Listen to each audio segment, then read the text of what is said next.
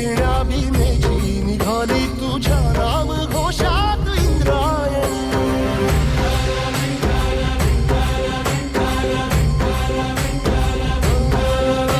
भिडे आसमंती ध्वजा वैष्णवांची उभी पंढरी आज नानावली. तुझे नाव ओठी तुझे रूप ध्यानी जीवाला तुझी आस गा लागली. जरी बाप साऱ्या जगाचा परिपूर्ण